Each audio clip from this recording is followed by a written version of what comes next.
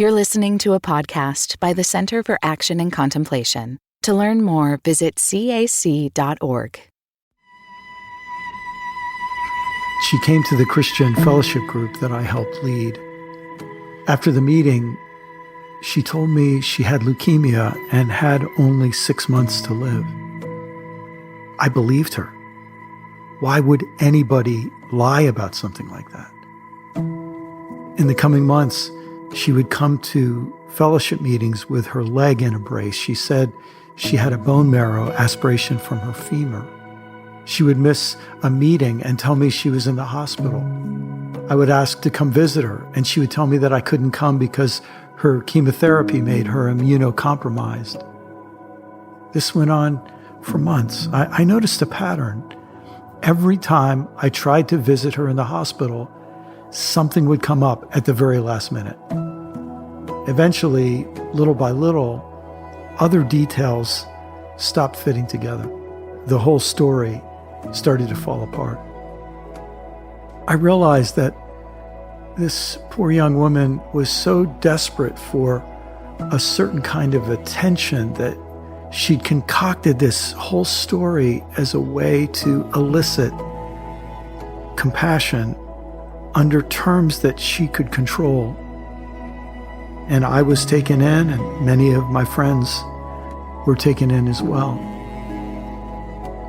Now, she carried on a kind of deception with us. But we all know there are other con artists out there who are far more dangerous.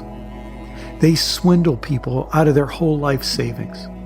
They create Ponzi schemes that destroy hundreds of lives.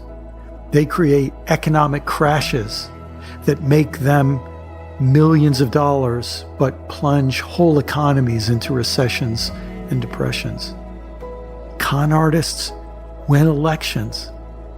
They start wars and lose wars, and people die. Sometimes they become megachurch pastors or priests in a country parish.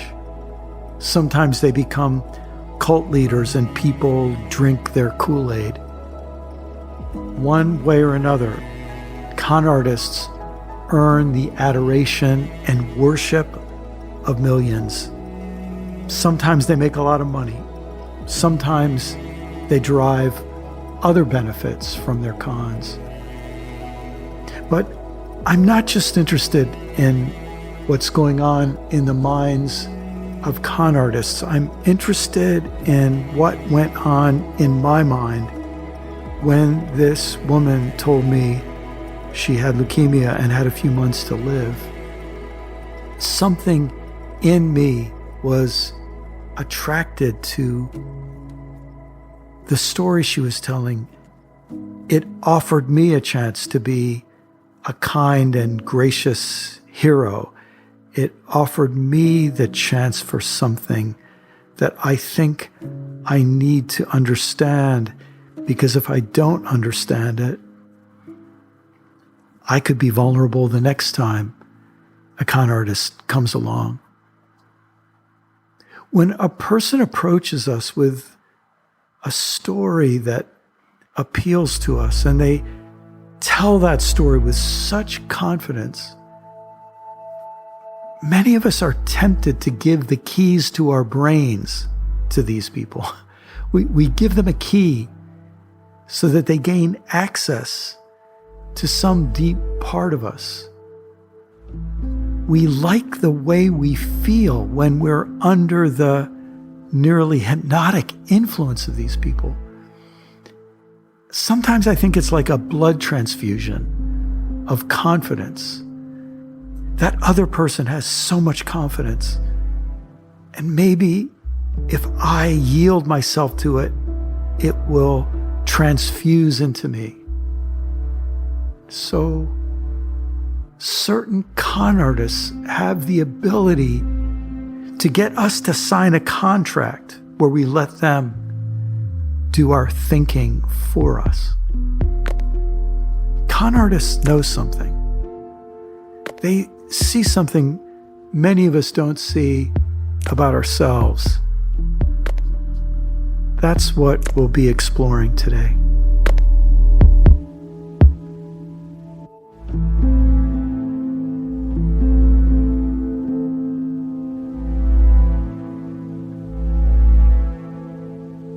Welcome to Learning How to See, everyone. As always, I'm so happy to be with the wonderful Reverend Dr. Jacqui Lewis and my dear friend and colleague, Father Richard Rohr. And we're talking about biases, and we're talking about glitches or malfunctions in our seeing program. And we're talking about how to be liberated to try to see reality a little more clearly. And we have talked about a number of these biases already. We talked about confirmation and complexity bias in episode 1, community, complementarity, and contact bias in episode 2. In our last episode, we talked about political biases, conservative liberal bias, consciousness bias, and competency bias. And we have 2 more today that are highly relevant to our political moment. In fact, our title for this episode is What Con Artists and Authoritarian Leaders See. And I wonder, Jacqui, you ever had any experience with a con artist? Yes, sadly. Good to be with you, Brian and Richard. I'm so grateful for this collegiality and conversation. Yeah, I mean, I think these are 2 short stories that go around the same axis. One was when I was a little girl, we first moved to Chicago. We had been in those like nondescript, boring Air Force Base churches, but suddenly we were in Chicago at the New Friendship Missionary Baptist Church. And the music was off the chain, and the old black ladies with their doilies on would get the Holy Spirit. And like, woo! I was like, oh man, this is my jam. I want this kind of energy. And so I was like, wow, this is amazing, amazing, amazing. But even as a little person, like I think I was 8, I caught wind of a feeling that the money collecting was not straightforward. So you'd walk up and put your money in the plate, and then there would be another time when the people were tithing would walk up and put their money in the plate. Then the third thing would be the deacon's offering, and you go up there and put your money in the plate. And the fourth one was always the pastor's support fund. And I was like, the pastor's support fund? I'm little, like I'm putting my little piggy bank money in. And Mrs. Pastor, his wife, always had on some kind of new fur coat, always had on some kind of new fur hat. They had these big cars. And I was like, wait, Mom and Dad don't have fur coats so big. So that was like a little susam about a con. And my mom, we went to Presbyterian churches. And then at some point, my mom started going to a Baptist church again in Chicago. And almost the same thing. She called me one day and said, Jacqui, talk to me about the seed offering. Mm. The seed offering. It's like, yeah, we had a visiting pastor who said, if we put a seed offering in, it would cure my cancer. Brian. Richard. Yes. Cure my cancer. So my mom, vulnerable, sick, growing up in this Baptist tradition, really believed that she could make a kind of offering that would make God hear her prayers. That is a con, everyone. Oh my gosh. Sorry. Yeah. Richard, I'm imagining you've seen a good bit of this in different circles. Yeah, I'm afraid so. Now, before I say it, I don't want anybody to think that I do not believe in the possibility of miracles, and I do not believe in the possibility of apparitions. God can do anything God wants. But before Vatican II, we Catholics grew up on a whole menu of apparitions and miracles, more than the Gospels. You Protestants were not wrong when you criticized us for that. And when the priest from the pulpit would wax eloquent about Mary appearing on a bush and Jesus appearing his face on a tortilla, he said, oh my God, isn't that beautiful? I need to go and see that tortilla.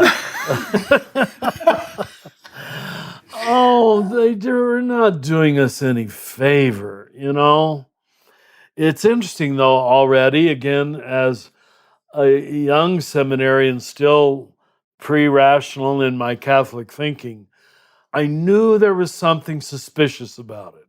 because we did make jokes. We did make jokes. But I still wouldn't joke in front of maybe priests or professors, because I felt it was required to believe that what Christianity is all about is miraculous things happening.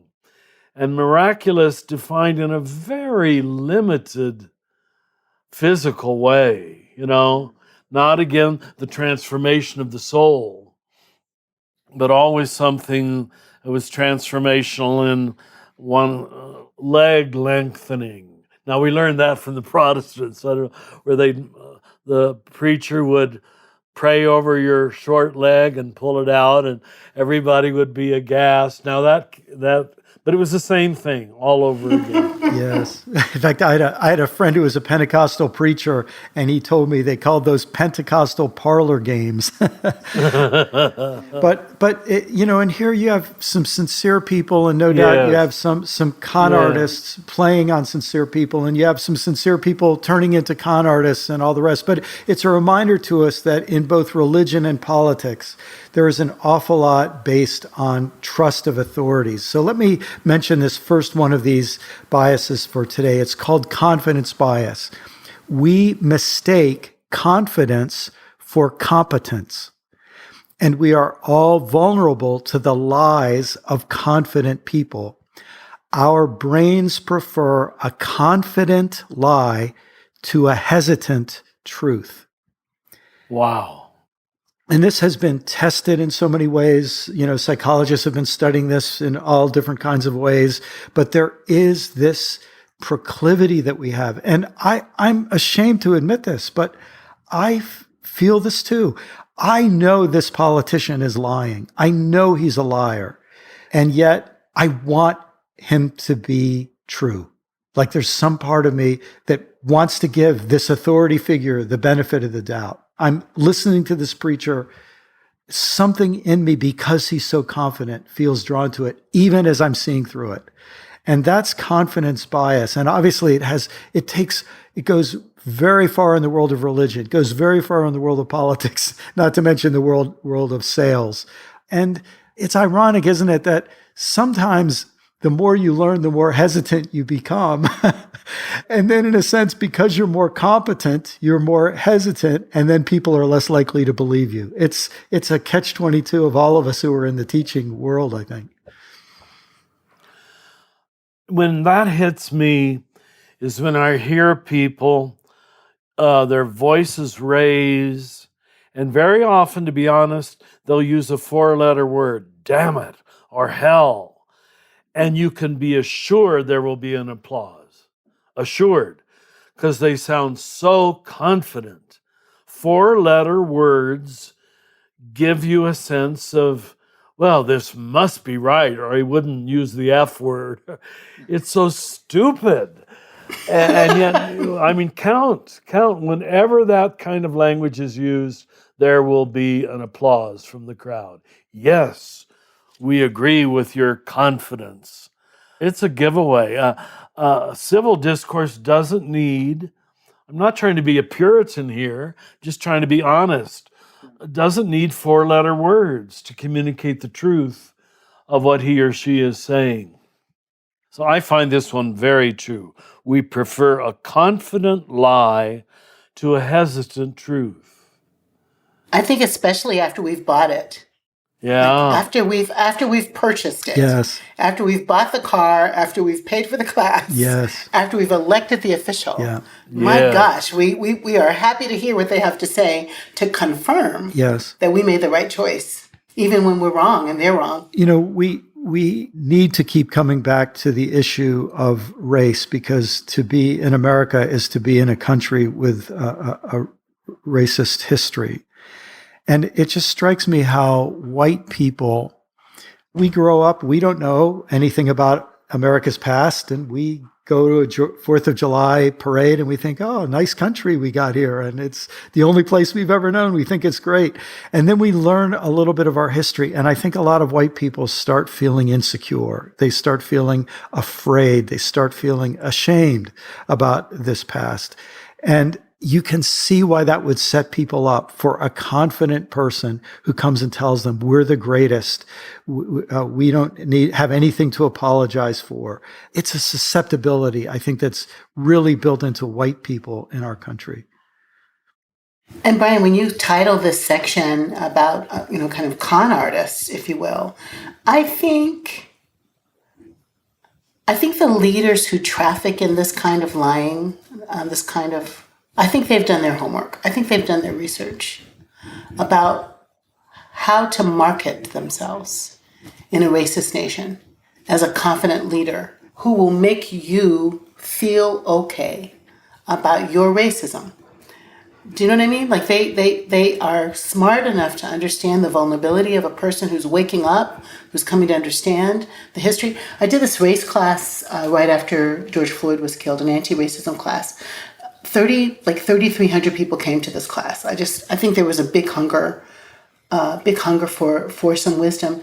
And I wasn't like rocket science out there. I just like pulled up some stuff about Thomas Jefferson and like, let's think about our founding fathers. And people were like, what? I didn't know that. Like, I didn't know that about framing documents, or I didn't know that about slaveholders. So there's a lot of good-hearted people who are tricked. Yes. By the trickiness. Yeah. False innocence is very dangerous. Yes. Yeah. That's right. Well, let me just mention give a quick summary of something I just did some writing about on my blog. I call it the fifth electorate, and it's based on some research done by someone named Steve McIntosh, great writer, in a fantastic book called Developmental Politics. And in many ways, what we talked about in the last episode with consciousness bias, he applies that to our political situation. And Steve says we don't just have two parties, we have four electorates. I'm going to slightly change the language here, but there's what we might call the left wing, which is the progressive electorate. Then there's the left of center ring. We'll call that the liberal electorate. Then there's the right of center. We'll call that the conservative. And then there's the far right. We'll call that the traditionalist. And each of these electorates has values, good values. They probably have some weaknesses and blind spots too, but they have good values. Well, my proposal is that what's happened in the last several years is that a new electorate has arisen on the far right. And I'll call it the authoritarian electorate. It turns out that there's a good bit of psychological research. It really flowered in the years after World War II when scholars around the world wondered, how could Germans fall for Hitler? And so there was all this study of what was called authoritarian personality and authoritarian followership. There's a good bit of data that says about 30% of people in every culture where it's been tested have a kind of built-in, their brain is wired for susceptibility to authoritarianism. And what I think has happened is that in our country, the Republican Party that used to have conservatives and traditionalists has been taken over by authoritarians. And Richard, you really made me think of this in our last episode, when you talked about winning and the power of winning, because for authoritarians, the only value is winning. And when you said that the either or becomes all or nothing, winning is everything. And you're allowed to cheat. You're allowed to lie. You're allowed to solicit help from foreign powers. Anything is okay if it helps you win because of the way that sort of mind space that we get into here. And this rise of authoritarianism helps me understand what's going on in our country, helps me understand what's at stake, and helps me understand the danger of confidence. And it's ironic, isn't it? Especially for the three of us who are teachers and preachers, we speak with confidence, we speak with boldness. Yet one of the things we want to boldly teach people about is the danger of falling prey. Yeah, that's right. Very true. Well, to bring it really home, I hope I'm not overstepping, but in the biographies of our present president and vice president, we know for a fact they both had very authoritarian fathers. And that gives them a kind of comfort, I think. We see how comfortable our president is with authoritarian leaders and thinks he's doing good when he's authoritarian. Gee, to the rest of us, it just doesn't make a bit of sense. But this is striking. Richard, this strikes me too, when you've talked about moving from the first half of life to the second half of life. And you know, I have a little 4-stage schema. I call that transition stage 3, that people go through this change. And for many people, it's the first time in their life where they've doubted an authority figure. In other words, they want to be good soldiers. They want to be good Christians or good patriots or whatever. So they believe what their authoritarian authorities tell them with such utter confidence. But there comes a point in almost all of our lives, if we are willing to grow this far, where we say, I've got to call BS on that. I think that's wrong. And Jacqui, you were a little girl and you saw it in the solicitation of money. You started to think, so you were ready at a young age to question what the authorities were doing. And that seems to me to be one of the things that authoritarian leaders do, is they squash dissent. And this ability to question the confident, it seems to me, is it's really a key to learning how to see. Certitude is very comforting for most people. Yes. For most people. Yes, it is. We love to be certain. It takes away our anxiety. That's right. Yeah. And I was thinking one of the gifts that so-called marginalized communities, just wanting to quote Ruby Sales, people on the margins don't think of themselves on the margins, but the authority figures do. But the gift, I think, that comes from being outside is that you are not as convinced about the authority. I mean, you're really not. So that's what happened when Protestants outside questioned Catholicism. That's what happened when Jewish followers of Jesus questioned the Roman Empire. That's what happens when Black Lives Matter activists today question policing. And people freak out when they see defund the police, even as they watch a policeman shoot a person in the back 7 times, just like, because you didn't mind me. You didn't mind me. You didn't stop. Let me grab you by the shirt and shoot you. Well, let's not defund the police because that's defunding authority. But actually, what the outsiders are saying is, let's reframe how we think about community safety. Let's reframe it. And so I wanted to say there's some gift that happens from communities that are not so-called normative, and that's the ability to see differently. I also wanted to say everybody should read Mary Trump's book about her uncle. Read what is it? Read Mary Trump's book about her uncle. Oh. She, who is a psychotherapist, is not really being mean. She's really helping us to understand the background that can create a person who can be so blindly, narcissistic and harmful. So that's a good read. Boy, if there are 2 places that attract narcissistic, hyper-confident people whose confidence surpasses their competence, it's religion and politics. That's right. That's correct. And that brings me to another bias, our second one for today, and it's called conspiracy bias. Again, there's a huge amount of data from social psychology and psychology about this. Here is conspiracy bias. When we feel shame, we are vulnerable to stories that cast us as the victims of an evil conspiracy by some enemy other. Our brains like stories in which we're either the hero or the victim, never the villain. So in the presence of shame, we're especially attracted to stories that cast us as victims of an evil conspiracy by some enemy other. That's the big idea. And of course, as we speak, there's this set of conspiracies that have been spreading. I mean, they're absurd, but they're spreading through churches largely. And they have this wonderful thing that they confer upon people. We're the innocent victim. Yeah, and people are attracted. I guess all of us have this glitch in our brains that makes us be attracted to this kind of conspiracy bias. Have y'all seen it out there? Does that make sense? Oh gosh, where do we start? Yeah. Once you play the victim card, you're in control of the whole room. No one can come back. You poor thing. We've all got to show our sympathy for you being victimized. And again, the left plays this card almost as much as the right does, maybe more in some ways. When I teach on the scapegoat to the living school, I make the point how one of the many reasons I am committed to Jesus is Jesus does the victim thing right. He neither plays the victim nor uses his position to victimize other people. He learns from his victimization. And that's just the highest level of enlightenment, when you can learn from your victimization instead of playing it for your own aggrandizement or victimizing others because now you have a right. I was screwed, so I get to screw you. Forgive me. Yes, Yeah. yes. Yeah, no, I think that's right, Richard. And the three of us as theologians, the three of us who do God talk for a living, I'm going to say something that might be highly offensive, so I apologize in advance.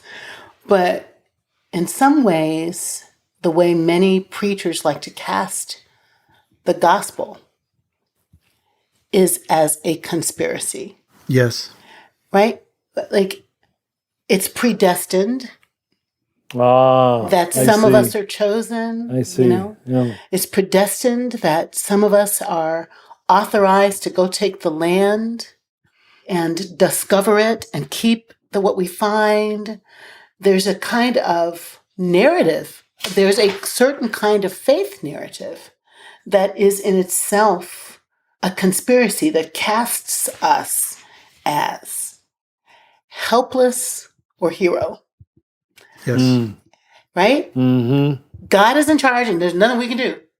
Yep. So Yep. the earth is burning, that's supposed to happen before Armageddon. Yes. Helpless.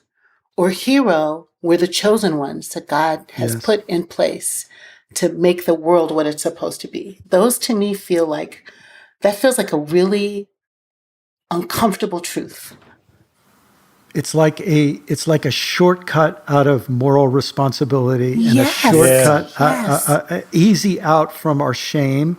Yes. And obviously, none of us want to live with shame. But there's a sense of moral responsibility that we learn how to take, that in some ways is the grown-up way, I suppose, of dealing with our failures and our shame and our guilt and all the rest. And here's where we come back to con artists.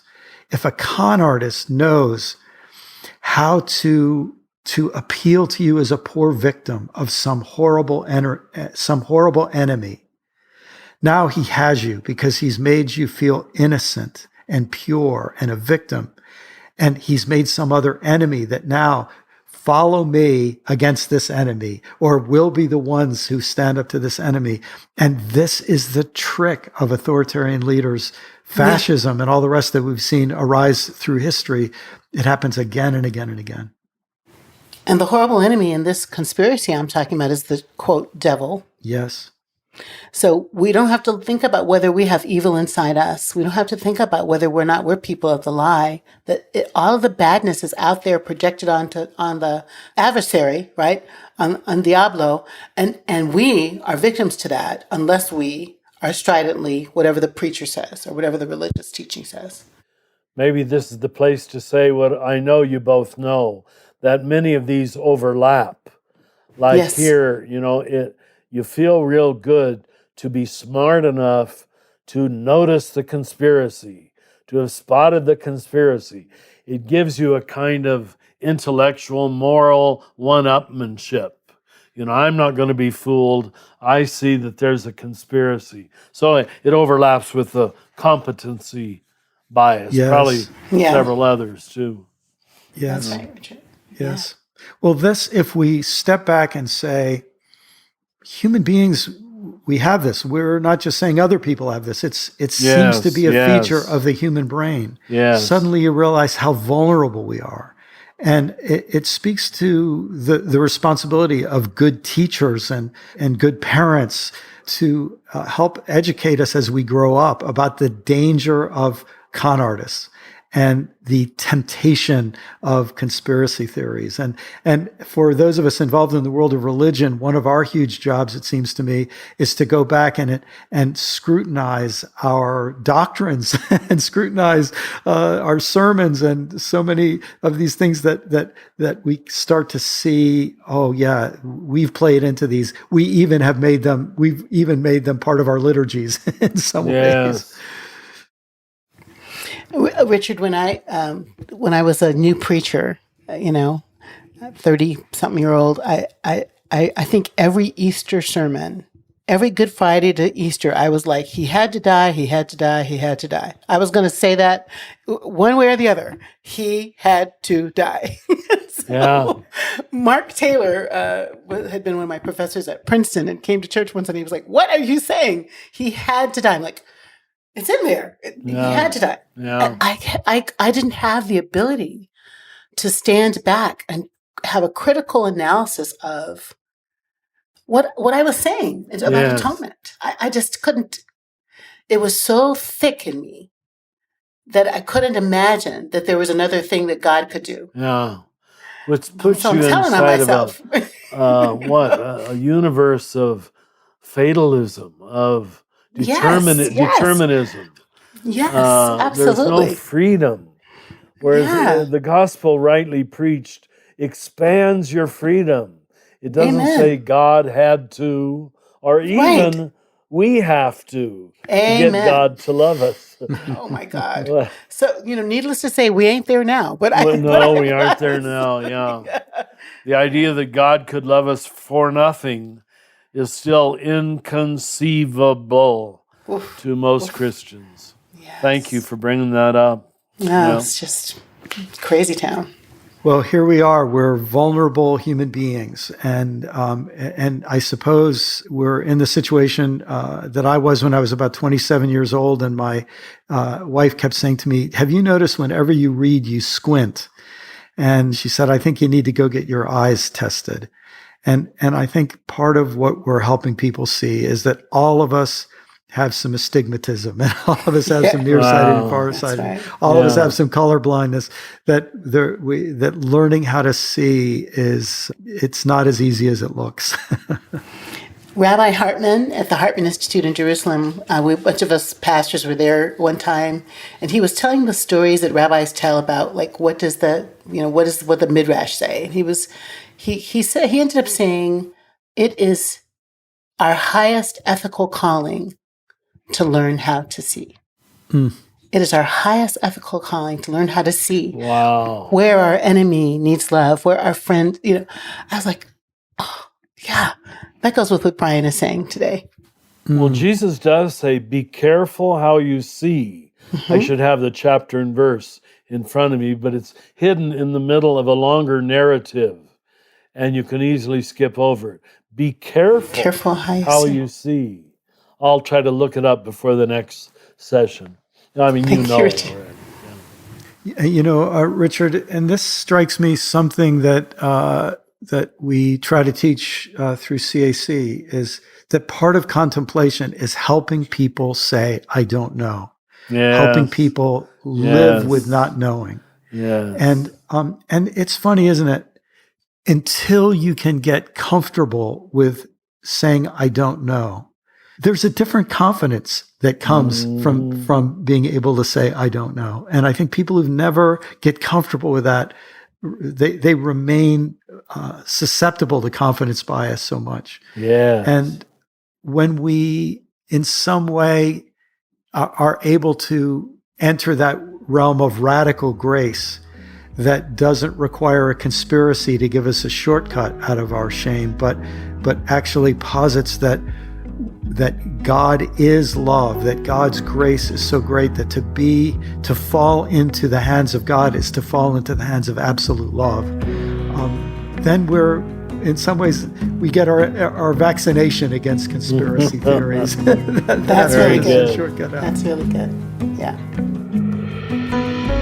Learning How to See was adapted from Brian's ebook, Why Don't They Get It?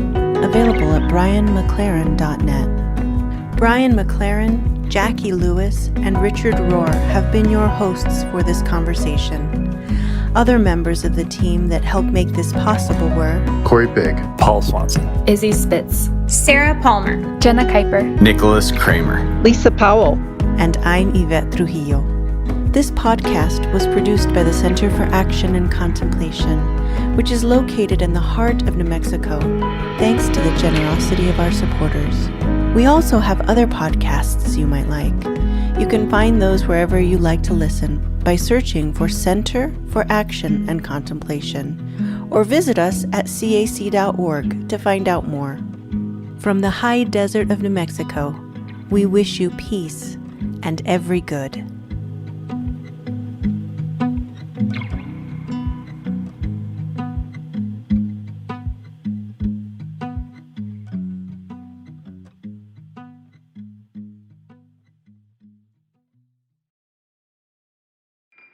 Do you feel called to walk a more contemplative path? The Center for Action and Contemplation is an educational nonprofit supporting the journey of inner transformation. Our programs and resources will help grow your consciousness, deepen your prayer practice, and strengthen your compassionate engagement with the world. Learn more about our resources, such as publications, podcasts, email series, and events at www.cac.org.